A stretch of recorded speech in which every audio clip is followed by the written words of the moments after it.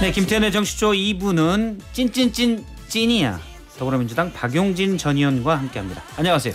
예, 여기서 뵈니까 참 반갑습니다. 반갑습니다. 네. 저희가 뭐 스튜디오를 옮겨가면서 여러 군데서 상암동에서도 뵙고 목동서도 뵙고 여기 예. 목동이군요. 알겠습니다. 오늘 좀 날짜가 이렇게 됐어요. 또 오시기로 한 날. 예. 이걸 안 물어볼 수가 없습니다. 예. 강선우 여가부 장관 후보자. 아직 임명은 안 됐어요. 근데 임명 강행할 거다. 그렇다. 우상호 수석의 얘기예요. 임명될 걸로 보세요? 앞에 현역 국회의원 조승래 의원님 나오시지 않았어요? 그분한테 물어보시지 왜? 아니, 물어보려고 했는데 예. 조승래 의원님이 이제 국정기획위원회 대변인이기 때문에 국정기획위원회 이야기로만 이야기로만. 그래서 인사 문제는 내가 얘기할 건 아니다라고 미리 얘기를 하셨다고 그러거든요. 예. 그래서 모든 분야에 해박하고 상식적인 답변을 주시는 박용진 의원님에게 물어보겠습니다. 곤혹스럽습니다.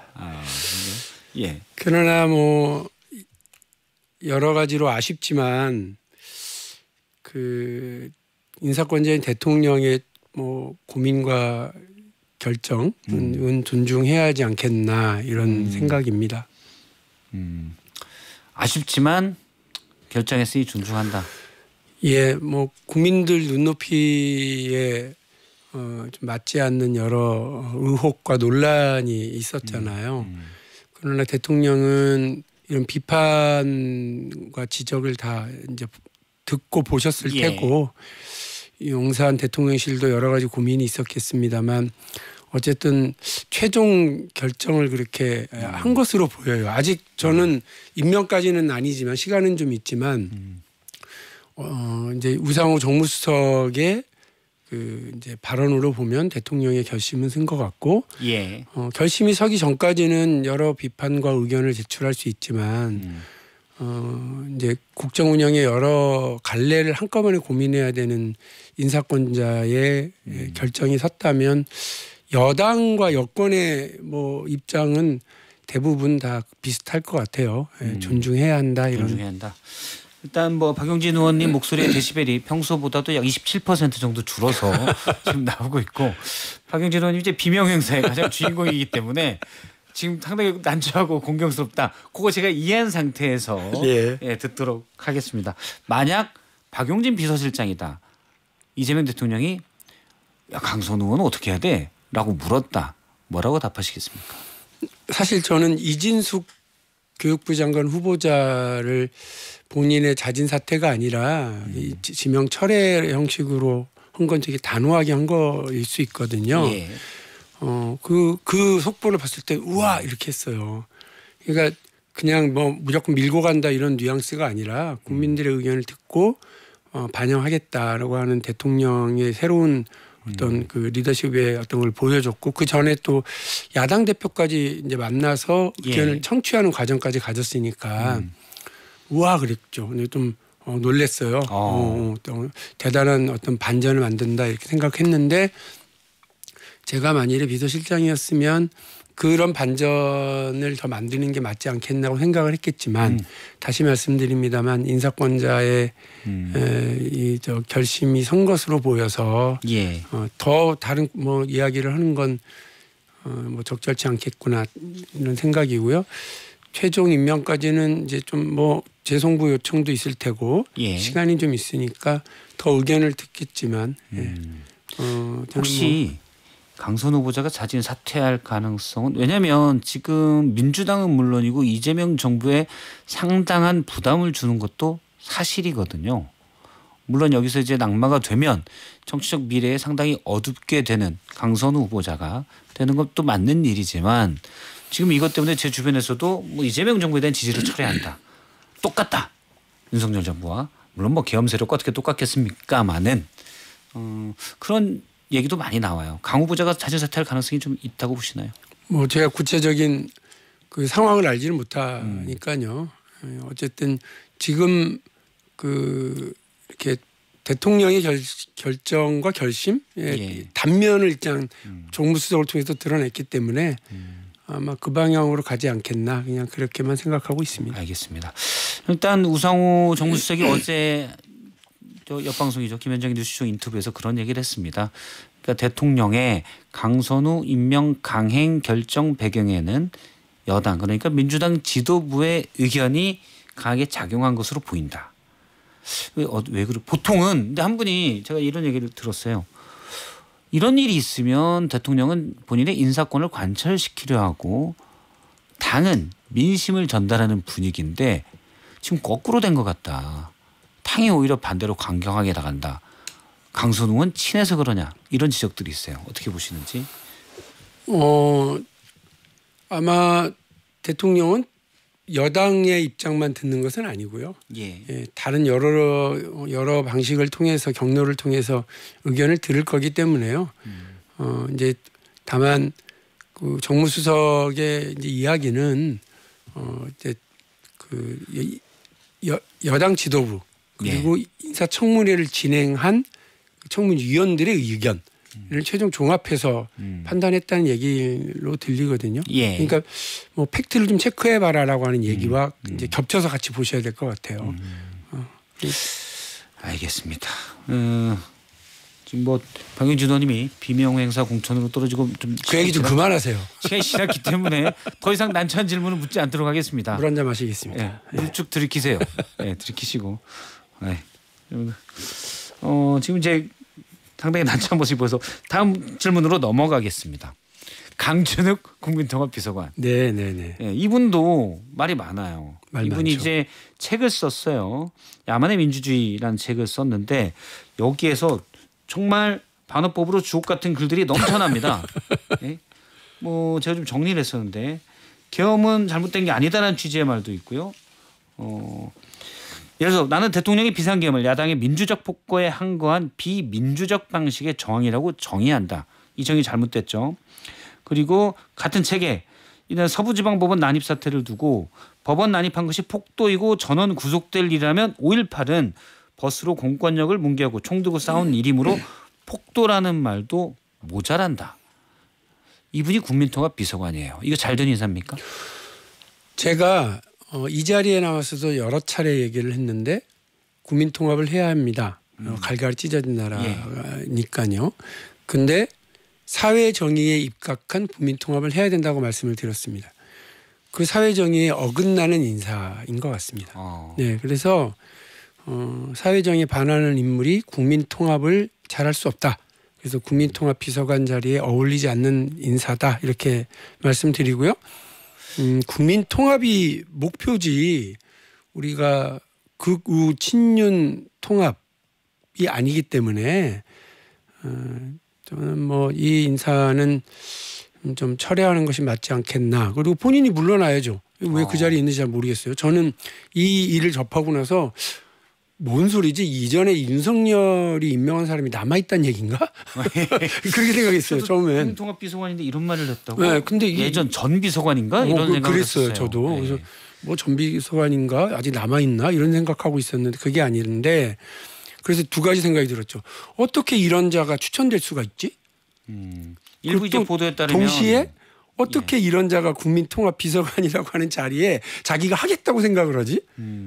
그래서 추천을 한 사람이나 그리고 그걸 하겠다고 하는 사람이나 둘 다 납득 불가의 웃기는 상황이다 이렇게 생각합니다.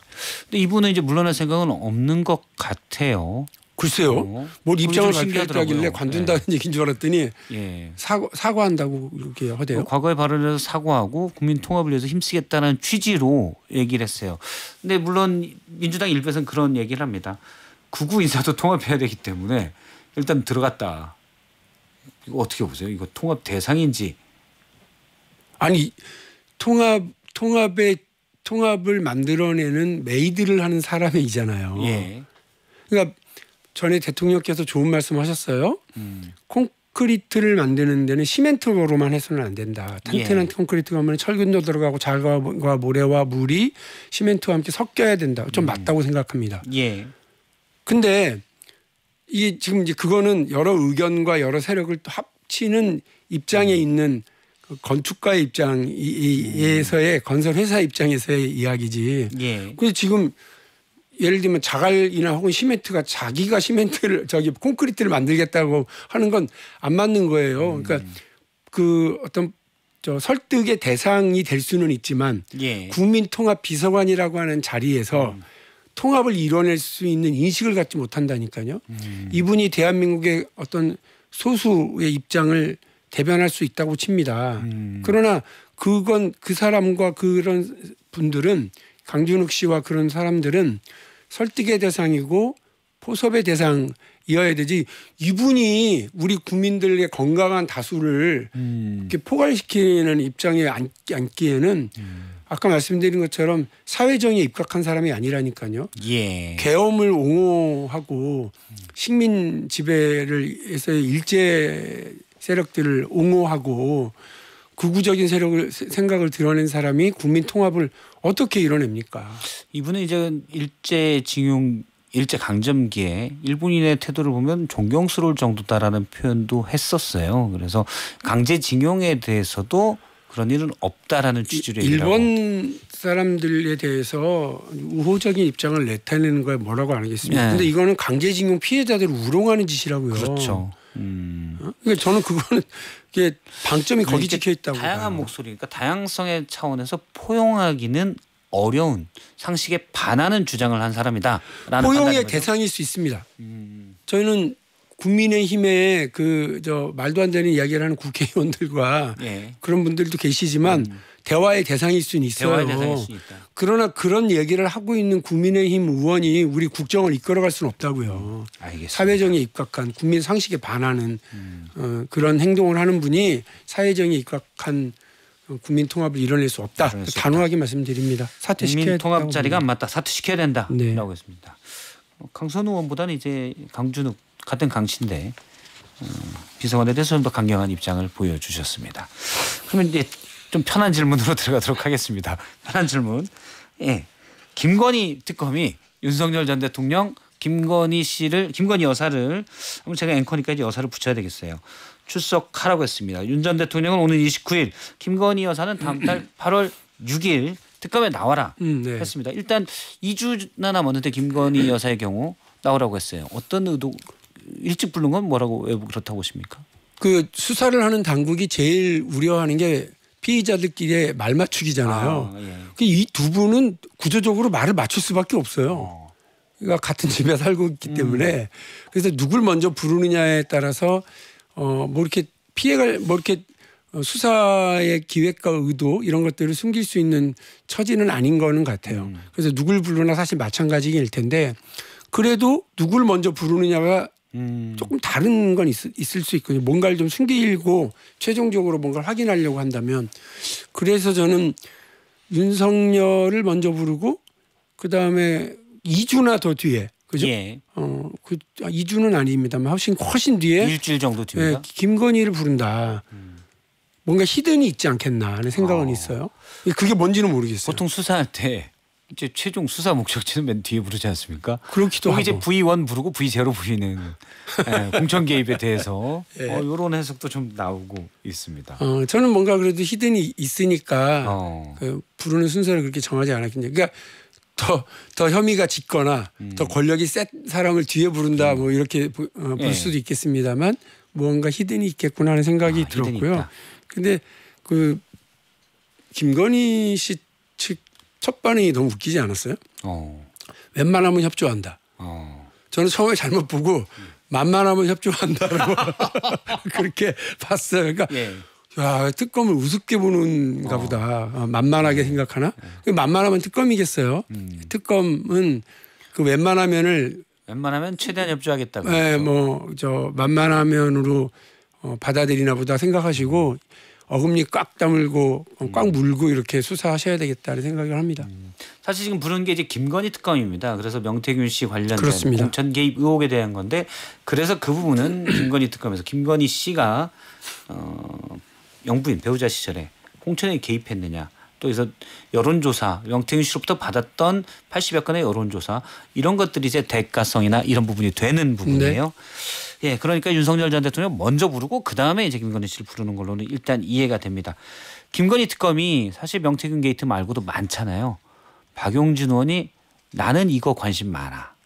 요거 큰일 날 거야. 이렇게 보는 게 있습니까? 도이치모터스 주가 조작 의혹과 관련한 사건이요. 이게 웃기게도 그 윤석열이 검찰에 있었던 시절에 예.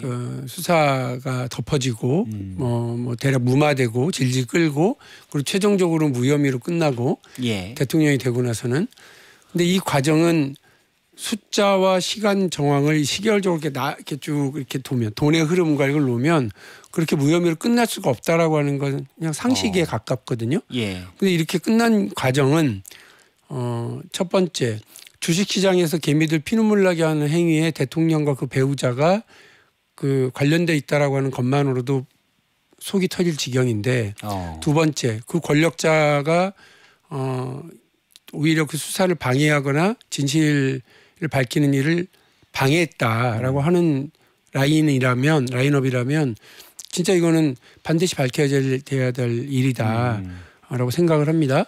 그래서 저는 도이치모터스 주가조작 사건으로 우리 뭐 자본시장에서 정의를 밝히겠다고 하는 그리고 저 주가 조작은 일벌백계 하고 패가망신하게 하겠다고 했던 이재명 대통령의 그런 말, 의지 이런 것들을 다시 확인할 수 있는 되게 중요한 케이스다. 주목하고 있습니다. 주목하고 있다. 알겠습니다. 야당 의원 얘기 좀 해보도록 하겠습니다. 네. 권성동 의원, 이철규 의원, 친윤의 핵심 의원이죠. 특검에서 다른 특검이긴 한데 특검에서 두 명 다 지난주에 압수수색을 했습니다. 송원석 지도부도 물론이고 이 두 의원도 물론이고 야당 탄압이다 이렇게 주장합니다. 박용진 의원이 대답하신다면 제가 찾아왔습니다. 찾아왔었어요. 겨울 권성동이 여름 권성동에게 말한다. 이거 준비한 멘트죠. 예. 죄를 지었으면 벌 받는 게 상식이다. 지난 2월에 권성동 의원이 하신 말씀입니다. 죄를 지었으면 벌을 받는 게 상식이다. 벌 받는 게 상식이다. 예. 이재명 대통령을 향해서 아마 그렇게 이제 얘기했습니다. 사법 리스크를 두고 얘기를 한 거겠죠. 또 하나 있습니다. 2022년 한동훈이 2025년 국민의힘에게 말한다. 예. 한동훈 법무부 장관이요. 2022년 국정감사에 이제 출석하면서 기자들에게 했던 말인데요. 당시 법무부 장관일 때. 정치 탄압? 범죄 수사를 받는 사람이 방어권 차원에서 늘 해오던 이야기다. 주옥 같지 않습니까? 예. 그대로 국민의힘에게 한동훈이 해주는 말입니다. 방어권 차원에서 늘 하던 말이다. 늘 하던 말이다. 정치 탄압 늘 하던 말이다. 예. 제가 원래 한동훈 씨 말투를 이렇게 하려고 그랬는데 그건 너무 그런 것 같아서. 네, 연습하다가 완성되지 않았나요? 안 돼. 그건 안 되고. 그래서 정치 탄압이요? 그건 범죄 수사받는 정치인들은 늘 하던 말입니다. 안 하시는 게 좋을 뻔했습니다. 죄송해요. 사과드릴게요. 네. 그래서 뭐 저는 국민의힘이 했던 말을 국민의힘에게 다시 돌려드리고 싶습니다. 다시 돌려줍니다. 이런 얘기도 나올 수 있을 것 같아요. 앞서 권성동 의원 얘기를 하면 근데 이재명 대통령도 벌은 안 받지 않았냐. 네. 그런 얘기를. 뭐 대답하게 그럼 대선에 출마해라 이렇게 해야 되나요? 아니 그 이재명 대통령이 수사를 안 받은 적은 없어요. 수사는 다 받았다. 네, 수사 받았고요. 재판에 다 갔고요. 재판이 진행되고 있는 이거나 아니면 무죄로 결정이 났거나 이렇습니다. 절차에 따라 진행되는 중에 이제 당선이 돼서 권성동 의원도 여러 소리 하실 것 없고요. 수사 잘 받으십시오. 수사를 일단 잘 받아라. 알겠습니다. 이분 얘기도 해볼게요. 전한길 씨. 네. 네. 국민의힘에 입당을 했습니다. 윤 어게인 당에다 이제 그런 얘기가 나오는데 남의 당이 옆집 얘기긴 하지만 어떻게 보시는지. 국민의힘 이제 어떻게 할 거야 진짜. 진짜 보기도 안타깝기도 하고.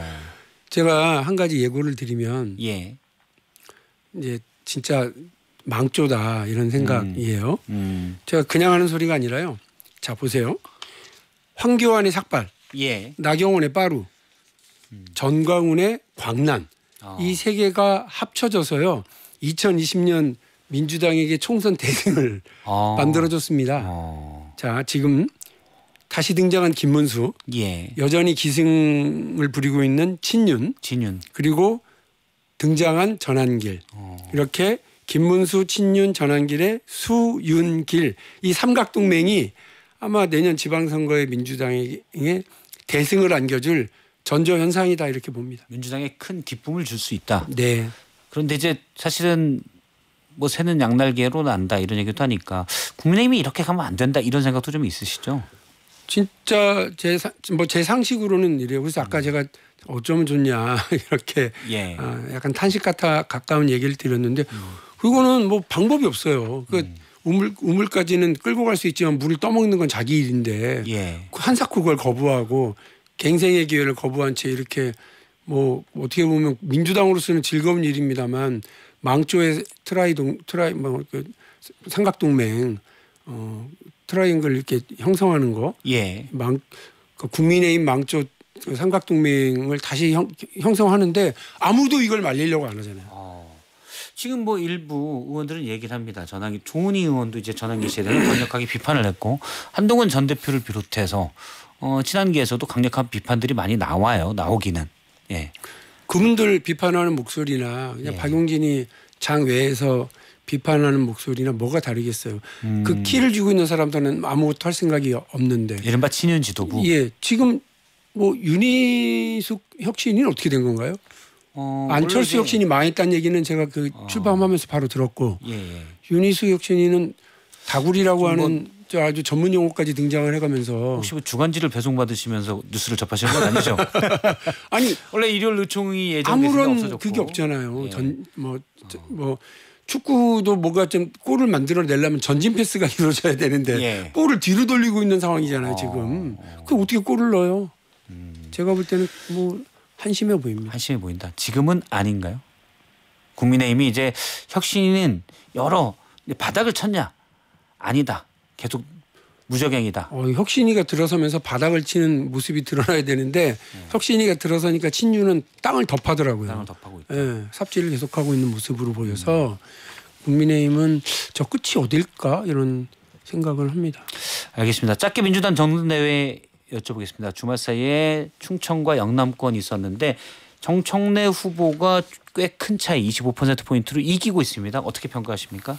그 더 세게 뭐 국정을 운영해 가야 된다라고 하는 정청래 후보의 이야기가 당원들에게 더 소구력을 갖는 것 같습니다. 호소력을 더 갖는 것 같고 지금 그러한 움직임을 뒷받침해 주는 게 그러니까 윤석열이나 극우 세력들 또 모스탄이라고 하는 전 대사가 등장하고 이러면서 오히려 더 기승을 피니까 예. 저 아직도 멀었구나 하는 생각들을 하면서 더 세게 해야 되겠구나 하는 생각을 민주당 지지층은 하고 있는 것이 뭐 드러나는 것 같습니다. 국민의힘이 워낙 극우로 가고 있으니 강한 개혁에 대한 민주당 지지층의 요구가 더 높아졌다. 이렇게 봐도 된다는 거죠. 알겠습니다. 오늘 말씀 여기까지 듣겠습니다. 지금까지 박용진의 찐이야. 박용진 전 의원이었습니다. 고맙습니다. 네, 감사합니다.